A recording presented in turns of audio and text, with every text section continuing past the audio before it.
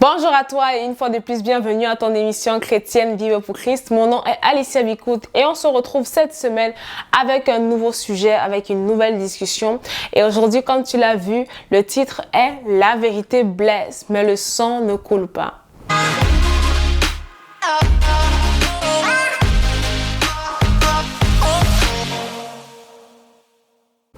Nous sommes dans la rubrique au pied du maître. Comme je t'ai dit, c'est une rubrique dans laquelle on va s'asseoir et on va se laisser enseigner et transformer par Jésus. Non, ici, tu n'es pas dans le rush. Ici, tu n'es pas pressé. Ici, tu t'assois et tu dis, Seigneur, enseigne-moi. Alors, pourquoi j'ai choisi ce thème, la vérité blesse et le sang ne coule pas? Je ne sais pas si tu as déjà entendu ça, mais nous, quand on était tout plus petits, lorsque quelqu'un te donne une parole blessante, pinçante, elle te dit, you know what, at the end of the day, la vérité blesse, mais le sang ne coule pas. Une façon de te dire que ça peut te heurter, mais tu dois l'entendre. Tu vois un peu, une façon de te dire ça. Alors, j'ai choisi ce thème.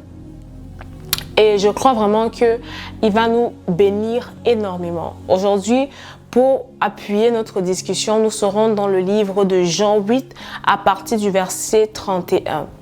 La Bible nous dit que Jésus-Christ est en train de s'adresser aux Juifs et il leur dit « Si vous demeurez dans ma parole, vous êtes vraiment mes disciples. Vous connaîtrez la vérité vous affranchira. » Ils lui répondirent « Nous sommes la postérité d'Abraham et nous ne fûmes jamais esclaves de personne. Comment dis-tu vous deviendrez libres? » Désolé.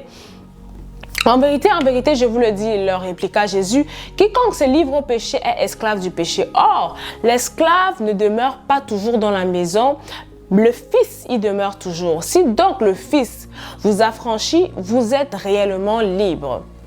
Je sais que vous êtes la postérité d'Abraham, mais vous cherchez à me faire mourir parce que ma parole ne pénètre pas en vous. Je dis ce que j'ai vu chez mon père et vous faites ce que vous avez entendu de la part de votre père.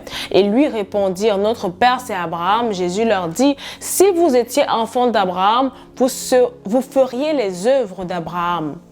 Mais maintenant vous cherchez à me faire mourir, moi qui vous ai dit la vérité que j'ai entendue de Dieu, cela Abraham ne l'a point fait. Vous faites les œuvres de votre père. Ils lui dirent, nous ne sommes pas des enfants illégitimes, nous avons un seul Père, Dieu. Jésus leur dit, si Dieu était votre Père, vous m'aimeriez car c'est de Dieu que je suis sorti et que je viens. Je ne suis pas venu de moi-même, mais c'est lui qui m'a envoyé. Pourquoi ne comprenez-vous pas mon langage? Parce que vous ne pouvez pas écouter ma parole. Vous avez pour père le diable et vous voulez accomplir les désirs de votre père.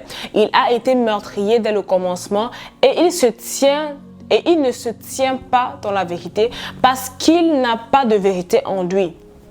Lorsqu'il profère le mensonge, il parle de son propre fond, car il est menteur et le père du mensonge. Et moi, parce que je dis la vérité, vous ne me croyez pas. Qui de vous me convaincra de péché? Si je dis la vérité, pourquoi ne me croyez-vous pas? Celui qui est de Dieu écoute les paroles de Dieu. Vous n'écoutez pas parce que vous n'êtes pas de Dieu. Excusez-moi vraiment pour la lecture et pour la longue lecture, mais c'est important. Si c'est que tu es en train de regarder cette vidéo, prends aussi le temps de relire la lecture et de la lire avec moi parce que c'est important qu'on comprenne tous ensemble ce qu'on va étudier aujourd'hui. Donc j'ai dit, le titre c'est « La vérité blesse, mais le sang ne coule pas ». La sous-question ou le sous-thème de ce titre c'est « Est-ce que tu aimes la vérité ?» Il faut que tu comprennes quelque chose. Jésus-Christ va dire, vous connaîtrez la vérité et la vérité vous affranchira. La vérité est venue pour te rendre libre. Parfois, on entend ce mot, tu me juges. Tu me juges, tu me juges. Pourquoi tu me juges? Pourquoi tu me juges? Te dire la vérité, ce n'est pas te juger. Si je viens te voir et que je te dis, ce n'est pas bien de commettre l'impudicité, je ne te juge pas. Je te dis la vérité. Est-ce que tu aimes? Alors la vérité, tel est le problème. Vous connaîtrez la vérité et la vérité vous affranchira. La vérité, le but pour lequel Dieu a envoyé la vérité qui est Jésus-Christ et la vérité qui est sa parole, c'est pour te rendre libre. La vérité, ce n'est pas pour que tu te sens dans les émotions et que tu te dises on te condamne. La vérité, ce n'est pas parce que on veut t'effrayer, non. La vérité vient pour pouvoir te rendre libre. Vous connaîtrez la vérité et la vérité vous en franchira. Plusieurs fois, j'ai entendu qu'il faut parler avec beaucoup de pincettes, car les gens sont susceptibles. Et je suis d'accord. Je suis d'accord qu'il faut parler d'une certaine manière afin de ne pas non plus être impoli dans nos propos ou être irrespectueux dans nos propos. Mais ce n'est pas pour autant qu'il faut diluer la vérité. Si Dieu dit il ne faut pas connaître de sexe avant le mariage, ce n'est pas parce que tu es mon ami et parce que j'ai peur de te toucher dans tes émotions que je dois te dire que ce n'est pas un péché. Que je dois te dire que ce n'est pas si grave. Que je dois te dire que ça ne peut pas te coûter ta vie. Que je ne dois pas te dire que ça peut, que je ne dois pas te dire que ça peut te coûter ta destinée. La vérité peut heurter, mais elle ne doit pas être diluée. Mais pour cela, il faut que tu aimes la vérité. C'est pourquoi je te demandais, est-ce que tu aimes la vérité? Parce que si tu n'aimes pas la vérité et que tu es tout le temps dans les émotions, dans la susceptibilité, ah franchement vous abusez, ah franchement quand tu me dis ça, ça me met mal à l'aise, tu ne vas pas être libéré. Parce que la vérité, elle vient pour te rendre libre. Et si tu n'aimes pas la vérité, tu vas demeurer esclave. Jésus-Christ ici est en train de discuter avec les pharisiens et il leur dit que si vous connaissiez la vérité et si vous aimiez la vérité et si vous acceptiez la vérité, vous accepteriez mes paroles. Si vous étiez les enfants de Dieu, vous accepteriez mes paroles et vous serez libres. Mais parce que votre père, c'est le père du mensonge, c'était quand même des paroles assez dures. C'était quand même des paroles assez difficiles à digérer. Les pharisiens ici sont tellement sûrs, les juifs ils sont tellement sûrs d'eux-mêmes en disant non, nous ne sommes pas des enfants illégitimes, nous sommes les fils de Dieu. Et Jésus-Christ va dire des paroles très très choquantes, très lourdes. Il va leur dire, si vous étiez les enfants de Dieu, vous alliez accepter les paroles que je vous dis. Et si je vais ouvrir une petite parenthèse, faites très attention. Lorsque ton cœur est endurci à entendre la vérité de Dieu, peut-être tu n'es pas son enfant. Peut-être, j'ai dit peut-être, je ne fais pas d'affirmation pour que les blessés ne viennent pas dire ici que on les condamne, on les juge. Peut-être que tu n'es pas son enfant. Parce que Jésus-Christ fait une affirmation, il dit, si vous étiez les fils de Dieu, vous m'accepteriez et vous accepteriez les paroles de vérité que je suis en train de vous dire. Si la Bible dit quelque chose, mes brebis entendent ma voix et elles me suivent. Si Dieu te dit, laisse cette relation d'impudicité, suis-moi. Il te dit, laisse cette habitude de mentir. Il te dit, consacre-toi davantage à moi. Il te dit, donne-toi davantage à moi. Peut-être qu'il te le dit au travers du Saint-Esprit, peut-être qu'il te le dit au travers de tes frères et tes sœurs en Christ. Mais tout le temps, tu endurcis ton cœur. Tout le temps, tu te dis, ah, ils me jugent. Ah, ils sont toujours en train de faire comme s'ils étaient plus spirituels que n'importe qui. Fais attention. Parce que peut-être que la vérité ne pénètre plus en toi et que potentiellement tu n'es pas le fils de Dieu. Tu n'es pas enfant de Dieu. Donc oui, il faut faire des choses avec des pincettes.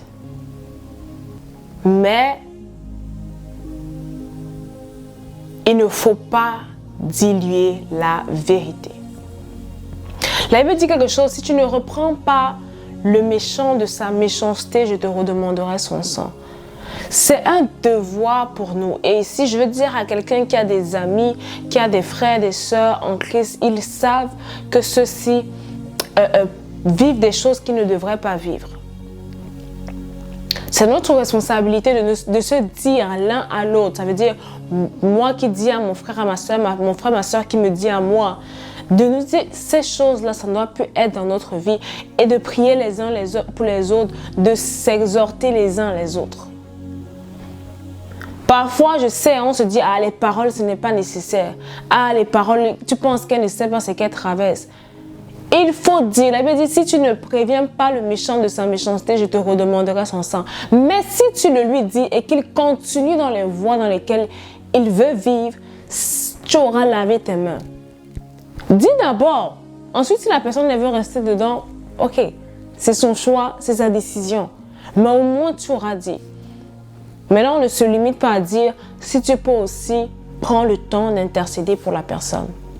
Mais il n'y a pas que l'intercession, il faut aussi parler. Il faut aussi dire. Vous savez ce qui s'est passé dans la Bible dit que Jonas devait aller prêcher, dire à Ninive ce qui allait lui arriver si elle ne se repentait pas. Et Jonas fuyait, il ne voulait pas. Mais finalement, quand il est parti, le peuple de Ninive s'est repenti. Donc, tu peux penser que non, ce n'est pas nécessaire, c'est la vie privée de quelqu'un. Mais tu lui dis, cette parole vient la franchir. Si et seulement si cette personne, bien sûr, aime la vérité. La deuxième chose que je veux dire ici, c'est que il faut que tu checkes ton cœur et que tu te rassures que tu es encore sensible à la vérité et que ton cœur n'est pas endurci. Je vous ai déjà parlé plusieurs fois. Je vous ai déjà parlé plusieurs fois des terres. Est-ce que ton cœur, c'est la bonne terre, la parabole des semences? Lorsque la parole vient et qu'elle ne porte pas du fruit, il est fort probable que ton cœur soit endurci. Tu dois faire un check-up et être sincère avec toi-même. Quel est l'état de mon cœur en ce moment? Est-ce que mon cœur est endurci? Est-ce que mon cœur produit encore des fruits? Jésus-Christ va dire quelque chose au travers de ce texte qu'on vient de lire. Il a dit, si vous étiez des fils d'Abraham, vous feriez les œuvres qu'Abraham a fait. Lorsque nous sommes enfants de Dieu, la parole doit produire du fruit en nous, doit porter du fruit en nous. C'est pourquoi la Bible a encore dit, ne vous bornez pas seulement à écouter, mais mettez en pratique.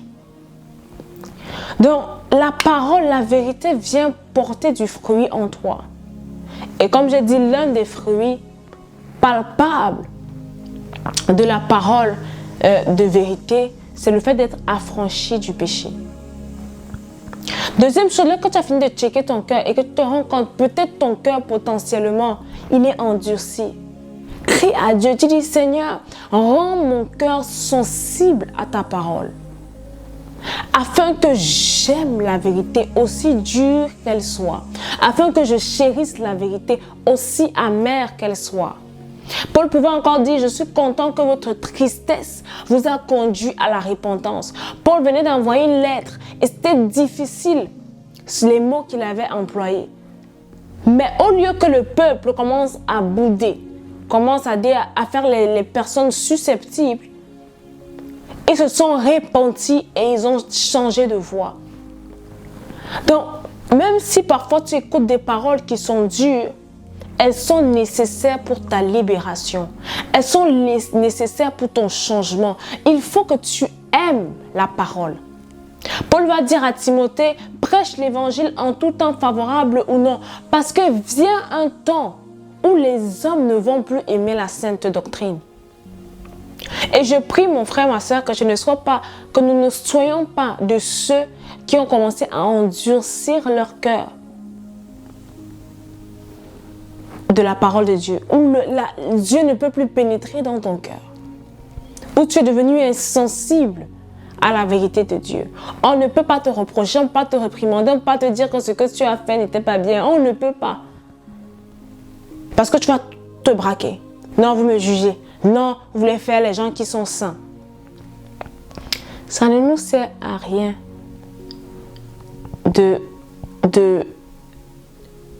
d'entrer dans les émotions. Ça ne nous aide pas. Sincèrement, et quand je parle, je ne parle pas en te pointant du doigt, je me mets dans le même sac que toi. Ça ne m'aide pas si le Saint-Esprit veut me reprendre, que ce soit directement au travers de mon esprit, que ce soit au travers d'un frère, d'une soeur, d'un ami, d'une amie. Ça ne m'aide pas de vouloir faire la sourde oreille. Ça ne m'aide pas de vouloir faire les femmes susceptibles. Ça ne fait que m'enfoncer dans l'esclavage.